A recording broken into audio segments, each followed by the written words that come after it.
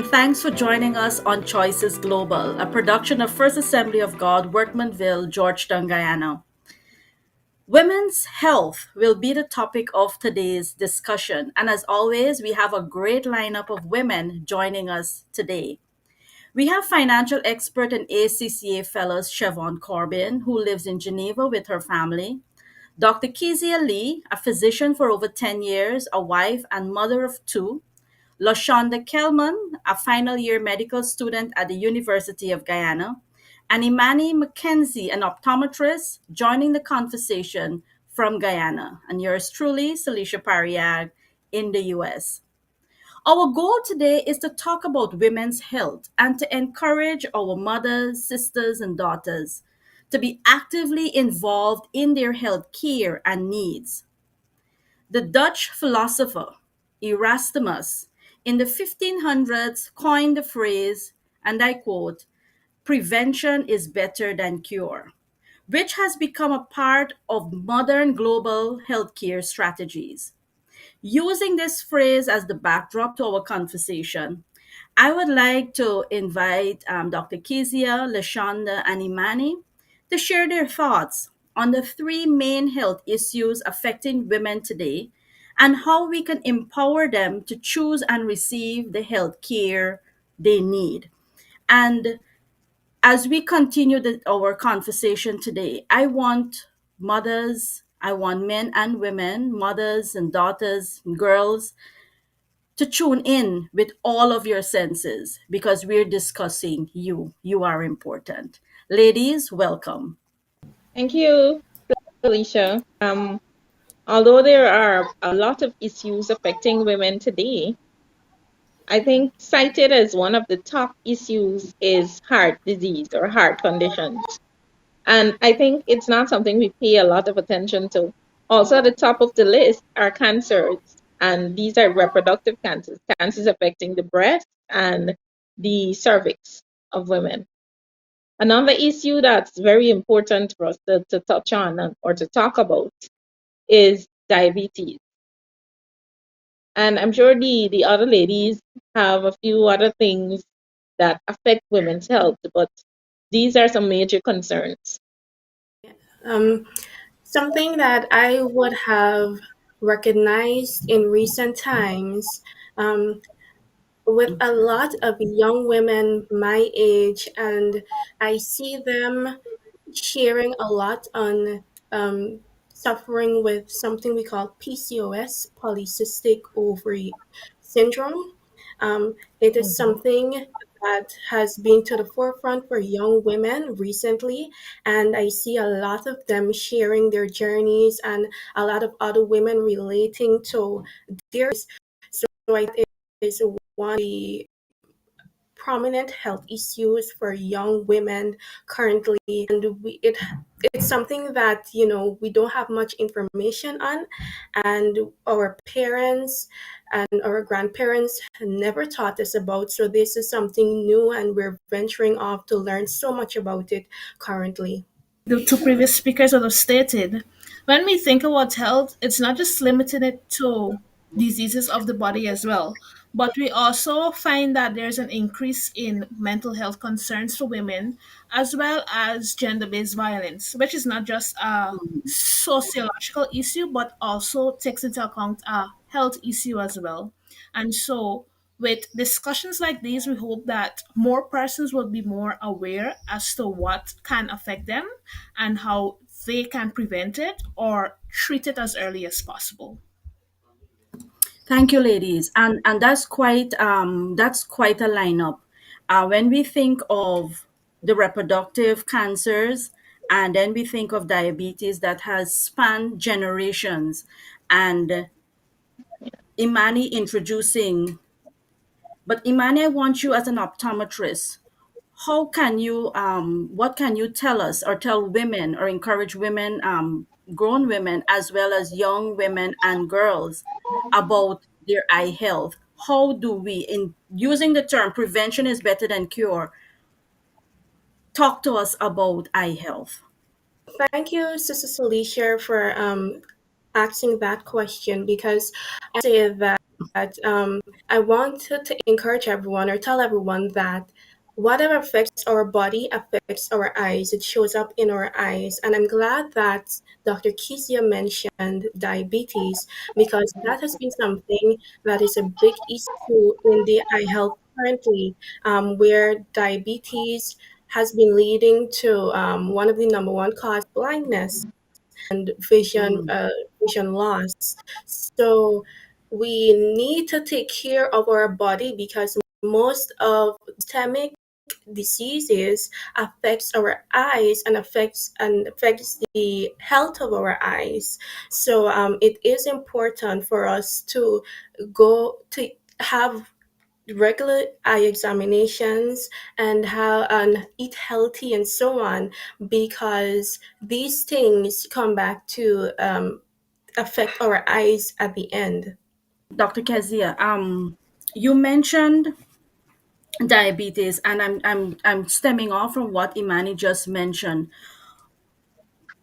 the effect of it and the cause of blindness. Could you elaborate some more on preventative measures that women can take, especially from girls? I'm saying let us target our girls. Girls, teenagers, young adult. What are some of the preventative measures we can employ in our homes to curb or to treat with this disease? Okay, thank you, Celicia, for the question. And I love the way Imani put it when she said most systemic diseases they have effects on the eyes as well. But it's not just they're called systemic diseases for a reason because they affect every every part that you can think of. For instance, diabetes. And diabetes, I know when we think diabetes, we think, oh, the sugar disease. And it's termed that way because it's a disease that affects how your body handles or processes the sugars that you put in. And when we talk about sugars, we're talking about hydrate intake. So that would include your drinks, the sweet drink, anything with sugars, your candies, your chocolates, the ice cream, but it also includes your starches, the rice, the potato, your pastas, right? So all of these are included. And diabetes affects how your body processes these sugars. Now, normally, what your body should do is break down the sugar, send it into the cell so that you can use it for energy. That's the normal process. But what happens in diabetes is that the sugars that are needed into the cell, they don't get in. They end up liming outside. They're around, but they're not useful to your body. And the increase in those levels outside of the cell where it's not supposed to be are what causes the effects of diabetes. And as I said, it's a systemic disease, and so it affects everything from the top to the bottom. So it can affect your brain. You can get a stroke. It can affect your eyes. It can affect your heart, your kidneys, your nervous system, and that's the name of few. So Felicia asked what we can do to prevent the effects of such a devastating disease. And being a pediatrician, of course, I'll start where my heart is. And so I'll start with the children and our girls, because we're focusing on women health, but also important for everyone is to note our diet. Our diet is so, so important. What we eat from birth to adulthood is very important. And one of the risk factors that causes children or later in life when they become adults to develop diabetes is what is given to them in infancy. Because, for instance, a newborn baby should only get milk, whether it be the breast milk or the formula milk, but that baby should only get milk. And we have a habit of giving infants, before they're ready to process it, we give them porridge. We say, "Oh, I'm gonna mix it thin. Let's give him some barley porridge. We need to fatten him. She's too thin. We need to fatten up the child." So we give them porridge, and the digestive system is not ready to process it, and that puts that infant, that child, at risk for later on developing something like diabetes. What's given to them? We add glucose to the feeds that we give the children, which is not a necessary addition. We don't need to give them that. If we introduce sugars early, then they are more likely to want to continue along that path.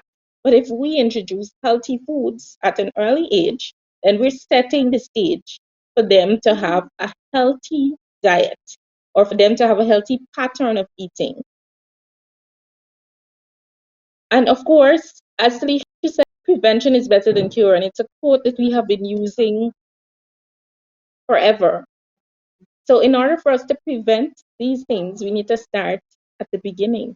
And the beginning stages, of course, are children, the infants. Thank you, Dr. Kezia. And wow, I know in the Caribbean we think, oh, this baby gotta be fat, and so we want this child to. And it always bothered me because, and I don't want anyone to feel offended. It always bothered me that you want the child from infancy to 2 or 3 years old to be this heavy child, and then when they reach 5, 6, 7, and at 12, when they're now they cannot control themselves, you're too fat, you're too fat. And so you hear these things throughout, all the time. You hear, even in my family, my grandfather would come, God rest his soul, and he would see my sister, and she was a bit chubby growing up, and he's like, "Oh, you're too thin." And I'm like, seriously? But this is how we have been conditioned, that our infants and our babies need to have this chubby, and if they're not chubby, if they're not weighty, oh, they're suffering in some way. But that's such a critical point for us to know that you don't need to do that. They have, and the Lord has provided us with the breast milk that can sufficiently take care of our children. But I want to bring in Chevon at this point.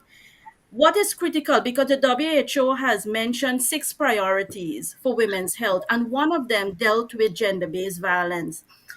Chevon, I want you to talk to us. How can women, especially in the area of empowerment, how can we empower our girls and our young men, our young women, to not only understand gender-based violence, to identify it, and to be able to comfortably not accept that as part of their relationships? Could you talk to us a little bit about that? And then we're going to come back to you ladies. Well, thanks, Alicia, and I'm enjoying the discourse with the other panelists. I think when we reflect on gender based violence at the intersection with women's health, it speaks to the value that we are failing to see in our women. And this is not just society, this is not just at the political realm, at the community realm, but also we as women, because I think, as you mentioned, the conditioning that has been passed on. So, what are some of the reflections we can have and that this program wants to pass on to our viewers, to policymakers, to our nation?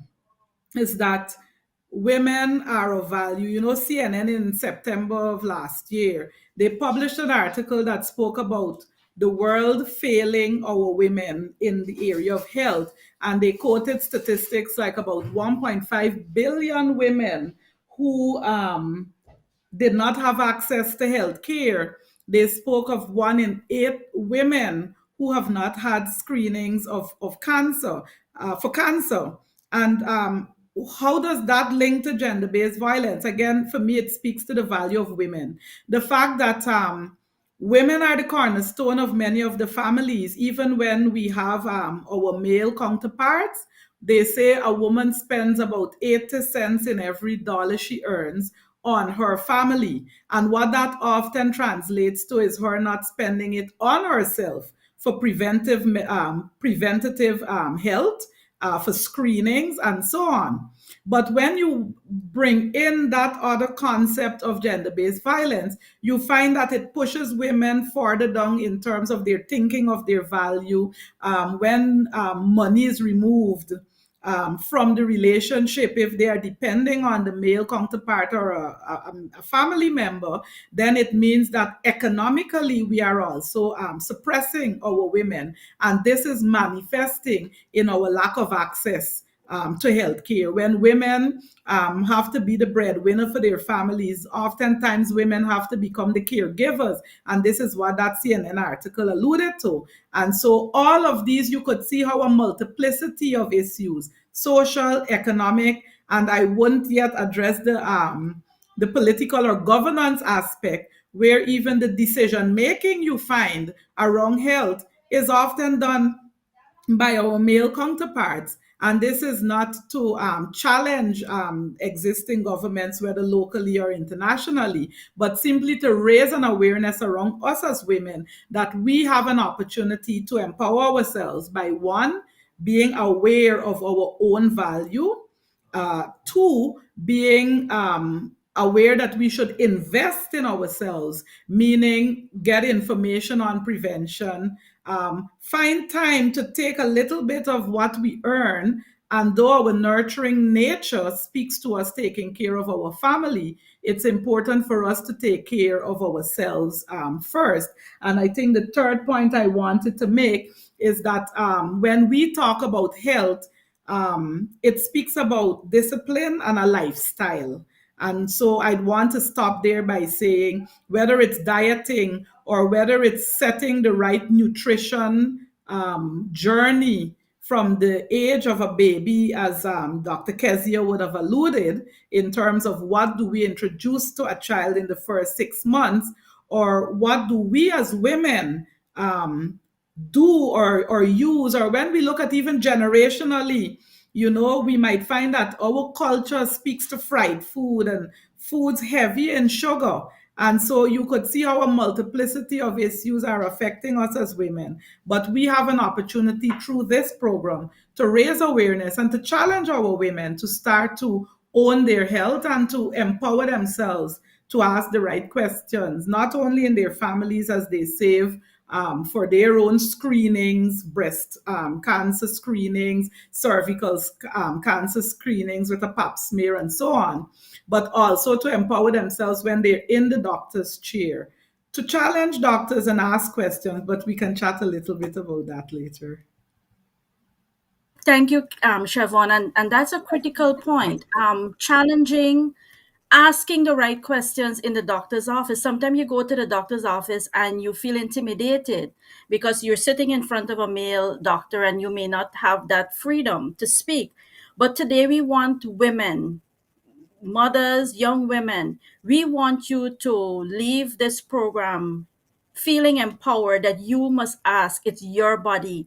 And you need to ask the questions. If there's something a treatment the doctor is offering, we want you to ask questions about that treatment. Lashonda, you mentioned, I want you to weigh in as well on the gender-based violence. This is a critical topic in Guyana and across the globe. But talk to us a little bit of young women. How do you see, and we're coming down to halfway of our time. How can you, as a young woman, speak to another young woman, encouraging them not to accept that as part of their relationships and lifestyle? Based on what Sister Siobhan was speaking about, empowering women and as it relates to their health, it's important that we understand that you can ask questions. It's important that you know what your status is with regards to your health, and that includes everything. So you can ask questions, you can seek advice. It's important that you have a relationship with your physician so that if you have concerns, these can be addressed. You can equip yourself with knowledge. You can read, there are sites on the internet that you can access information, credible information concerning your body and your health status. It's also important that you get screening done as well. So this includes visiting your physician and subjecting yourself to tests so that you can know and you can be up to date on what your health status is. And this is important because it's not just about looking after the family, your husband, the children, your parents, but it's also looking after you. So you need to feel that you are also important. You need to prioritize your health because in order for you to take care of everyone else, you need to first take care of you. To Thank young you, Dr. women, Kezia. Mhm. yes, for young women, I must say I can echo all of what Dr. Kizia said, but it is important that we know that we have a voice and we can ask questions and we have say in our treatment. We can ask for options when we visit the doctors and they tell us this is what we need to do. We can ask them what are the other options and we can say what we're best comfortable doing because there's no one option in treatment. So we have a voice and we can ask questions and we have a say in our treatment, what the options in our treatment, we have a say in what we want to do. So, and I think that it's what we need to know too is that we have a voice in policies that affect, or we should have a voice rather, in policies that affect women. We need to be a part of programs and policy planning that impact women's health. So I think that that is what needs to be done. Well, Alicia, if I may, if I could join in, as we build on top of encouraging women to own their bodies, I want to share my own experience. And though I don't want us to emphasize the reproductive examples because I find that women's health tend to focus on that and not the broader perspective. One example was myself being pregnant at 37 years old with our third child and contemplating or feeling a bit pressured by society to have a normal delivery as opposed to a C-section. And having the conversations with my doctor, and he let me make the choice, and I think that was important as an experience in Europe, but it was a similar experience I would have had in Guyana with our first two boys. But in the end, I want to celebrate the fact that my husband, when we speak about gender based violence and our, how do I say, the peculiarities of us navigating gender in health. My husband empowered me in the sense of saying, Siobhan, you know your body. You make that decision or make that call prayerfully, of course. And I must celebrate my sister as well, who also encouraged me to say, this is your body, Siobhan, and you make the choice on whether it's a C section or a normal delivery. In the end, we decided on a C section, and the doctors, in their own wisdom, had not told us given us some information which may have made us anxious.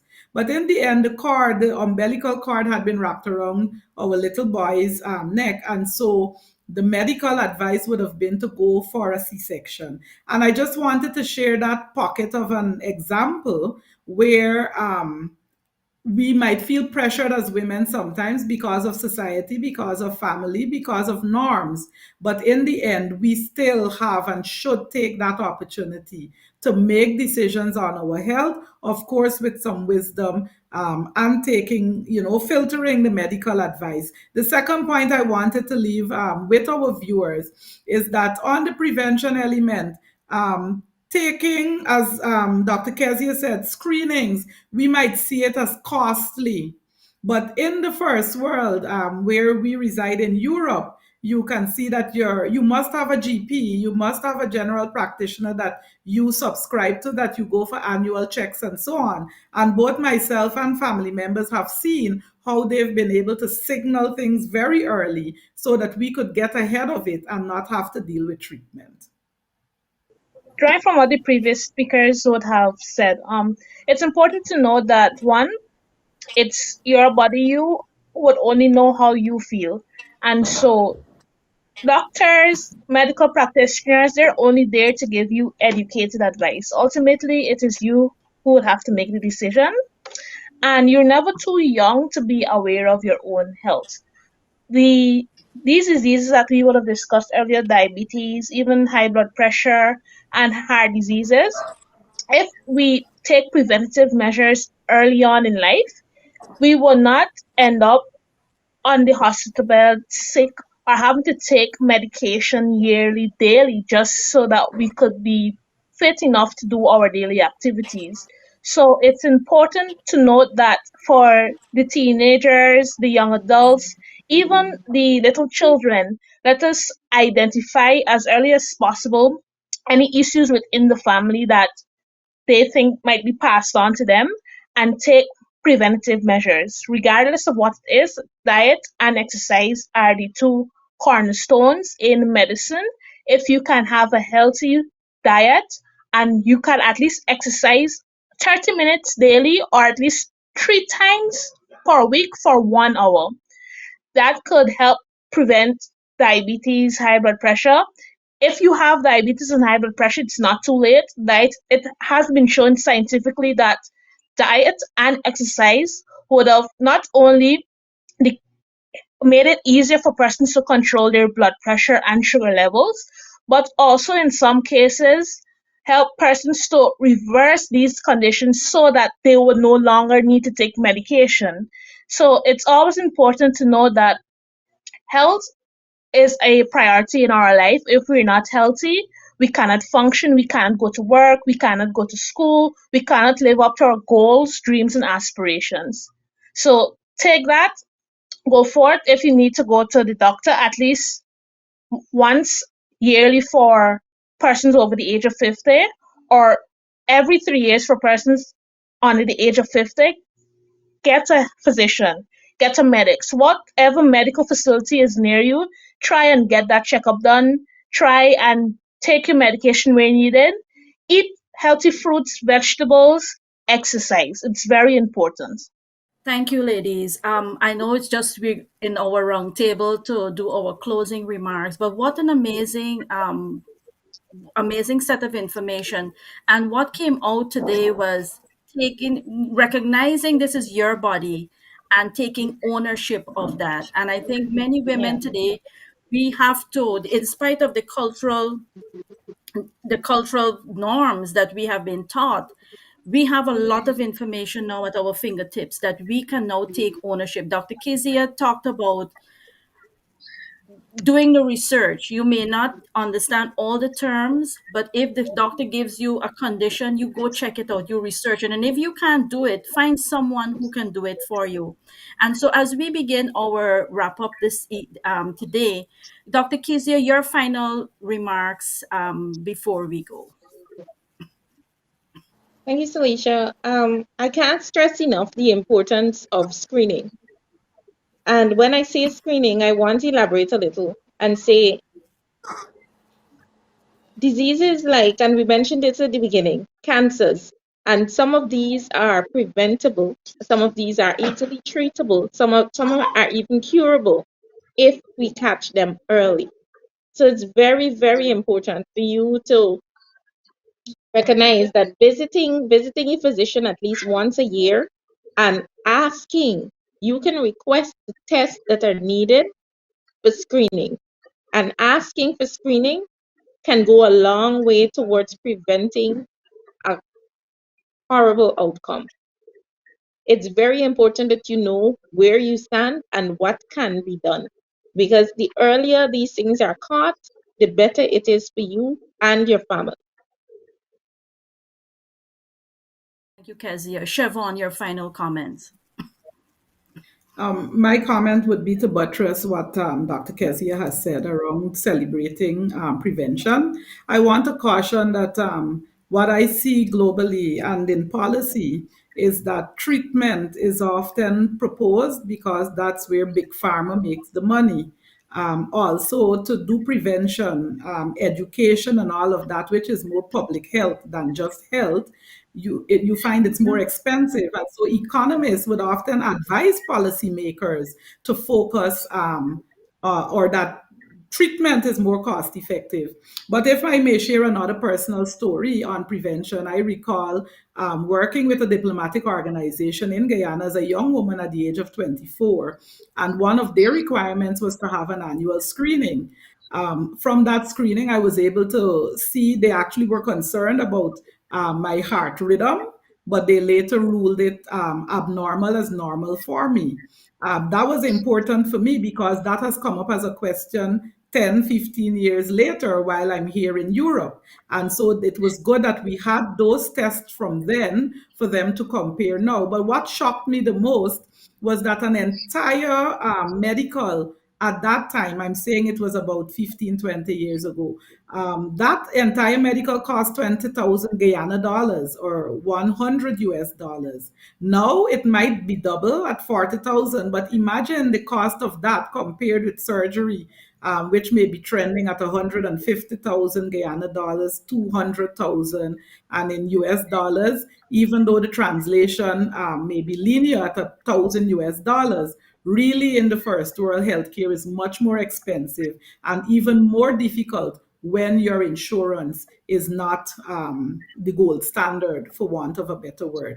And so I want to encourage our viewers to inquire with your GPs, inquire if you don't have a GP, find one and invest that 40,000 or whatever it is to do the screenings that are needed, because your value, your life, your contributions, not only to your family but to ministry, since this program is done by a faith-based organization or church, is that our value and our purpose is enshrined in good health. So that would be my leavings with the audience.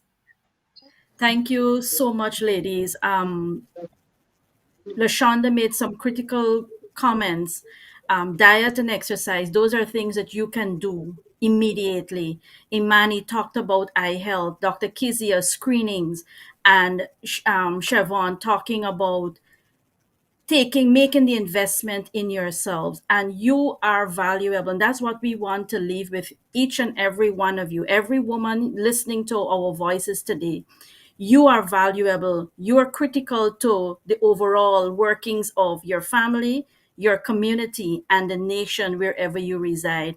And so it has been a pleasure being here with you on Choices Global. Remember, this is a production of First Assembly of God, Workmanville, Georgetown, Guyana. And we want to encourage you to join us on our website where you can learn a lot more, and join us again for our next episode of Choices Global. Bless you.